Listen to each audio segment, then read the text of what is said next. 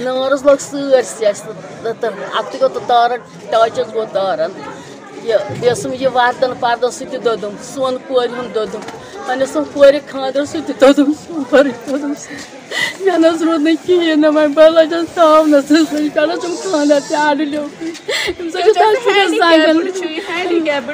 Amish दसपिन जंगन accident गोमुत मे संभ्र रस सह दोदम सह मकलो वन वन ना कहें खुदा पस कर भला लगो गो हल्तमा बहुत गर बन कन बिहत नबर कन हमसायो आलो नारा नारा नारा हेरकन कुना नबर अत खबर कमिस वन नार तो पे अत तारन क्या गोमुत कमर बंद तारन शार्ट गोमुत हम मंग गो कुन ब्रेड गई पे ज्यादा चालू पे बड़े बड़े बड़े बड़े बड़े बड़े ज्यादा।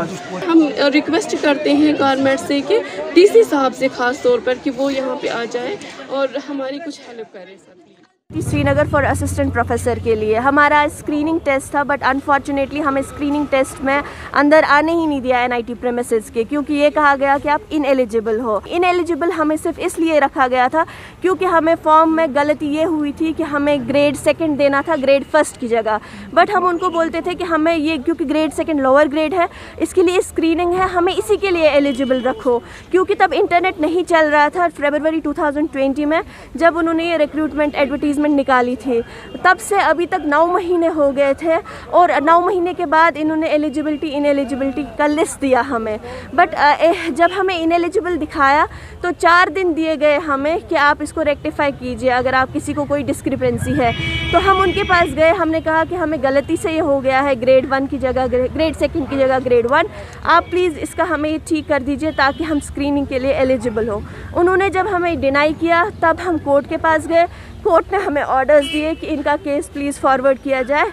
तो जब हमें कोर्ट ऑर्डर्स मिले कि इनको एग्ज़ाम लिया जाए, आज हम कोर्ट ऑर्डर्स लेके एनआईटी गए क्योंकि उन्होंने आज तक हमें कोई इन्फॉर्मेशन नहीं दी और आज स्क्रीनिंग टेस्ट था।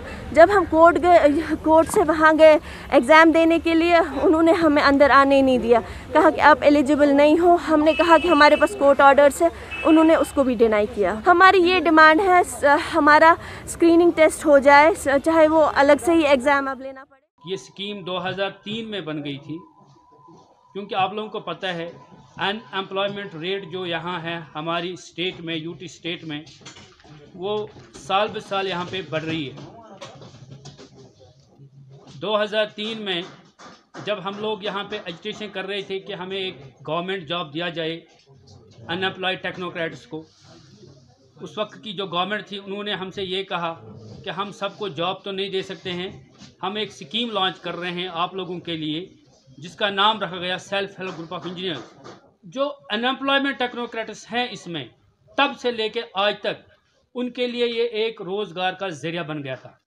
वो कभी कोई अगर 1500 रुपये पे सेल्समैनशिप करता था, उसने आके वो छोड़ के इस स्कीम को ज्वाइन किया।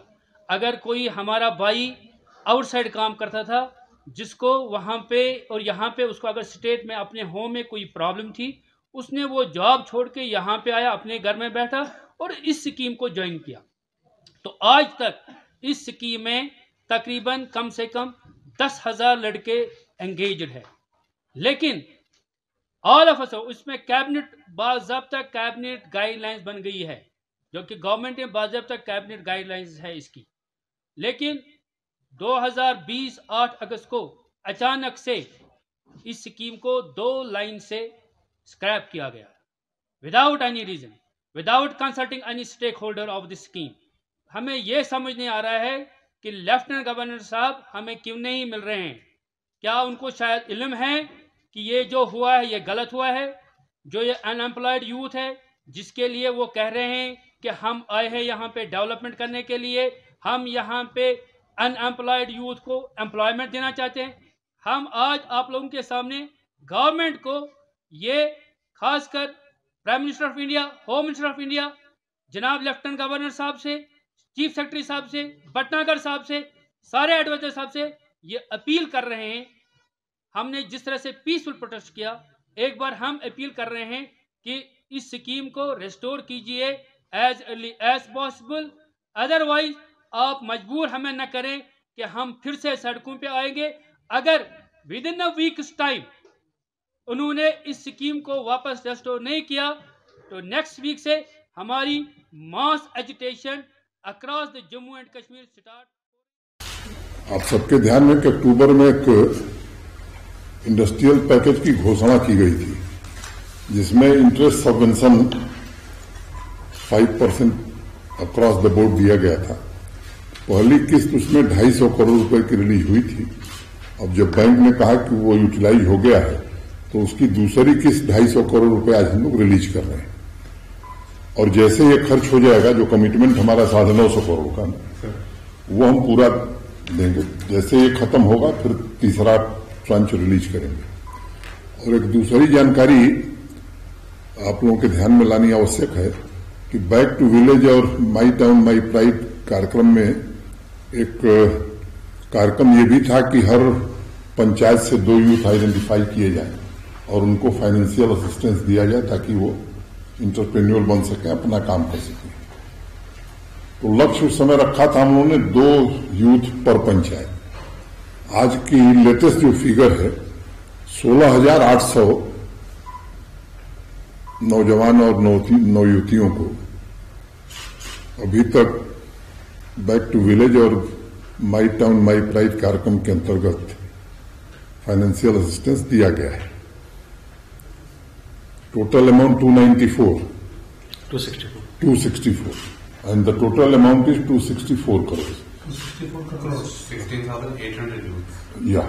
280. 264 crores. तो मुझे लगता है कि लंबे समय बाद यहाँ के यूथ को अच्छे से फाइनेंशियल असिस्टेंस देकर उससे इंटरप्रेन्योर बनाने की दिशा में प्रशासन ने प्रयास किया है और ये प्रयास अनवरत जारी है।